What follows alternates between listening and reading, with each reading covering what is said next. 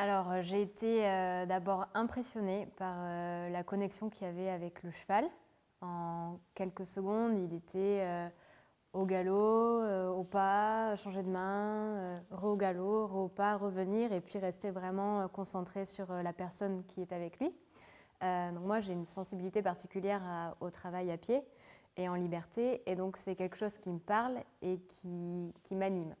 Et donc après, quand Julie m'a fait rentrer dans le rond de longe et que d'abord elle était avec moi et qu'ensuite elle m'a laissée toute seule, ben, j'étais à la fois un peu stressée et puis en même temps très confiante parce que le cheval est là en fait. Le cheval, il est avec nous et même si j'ai fait un peu des mouvements des fois qui l'ont perturbé, ben, je me suis vite rendu compte qu'en faisant par exemple plus le poids du corps sur la jambe extérieure ou plus le poids du corps sur la jambe vers le cheval, vers l'avant du cheval, il y avait des réponses et donc en fait on met très vite des automatismes en place et c'est le cheval qui nous dit si on est dans le vrai finalement ou pas. Donc ça m'a vraiment impressionnée par le dressage de la mobilité du corps et le moindre mouvement est interprété de façon rapide.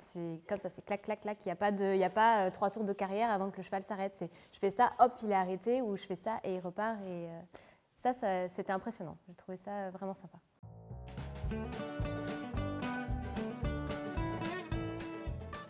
C'est du joli matériel, c'est du beau cuir, c'est du matériel qui est bien entretenu et il n'y a pas de bling-bling, il n'y a pas de strass, il n'y a pas de fioritures partout. C'est sa selle de travail, comme quand on a une selle de CSO, on a une selle de CSO classique en cuir. Et voilà, j'ai trouvé que c'était adapté à la discipline, ça ne faisait pas carnaval.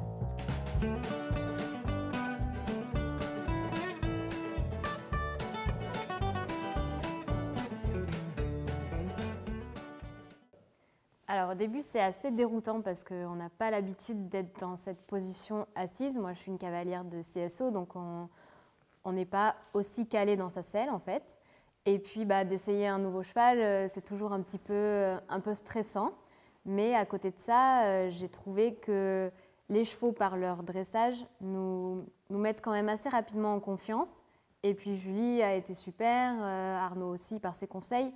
Donc c'est vrai que vite, on a assez rapidement les boutons en fait. Et on est capable d'avancer, s'arrêter, trotter, galoper en l'espace de peu de temps finalement parce que ce sont des chevaux qui sont ultra dressés et du coup avec lesquels on est en confiance, quoi. On est bien.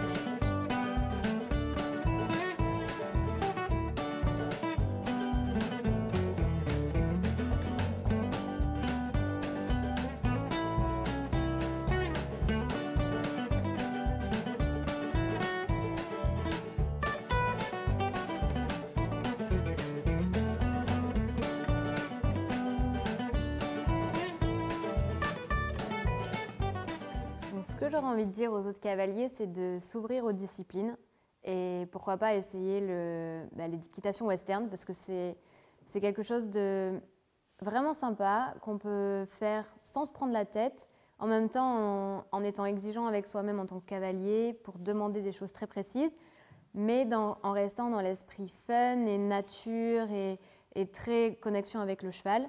Donc je recommande vraiment à tous les cavaliers d'au moins essayer parce que ça coûte rien. Hein, et c'est vraiment je pense qu'il y a des choses à prendre même dans l'équitation classique, des choses que j'ai vues cet après-midi et qui peuvent être intéressantes d'appliquer dans le dressage ou dans le CSO.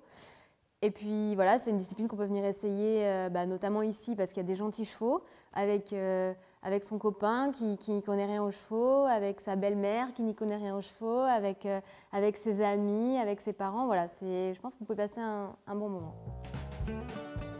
Je sais pas, j'aime trop sauter quand même pour changer de discipline. Mais je pense qu'il peut y avoir des choses à prendre dans le dressage du cheval, dans le reining, et l'appliquer, pourquoi pas, à un cheval de CSO pour le rendre peut-être plus léger, plus réactif, plus à l'écoute peut-être. Mais non, j'aime trop sauter quand même.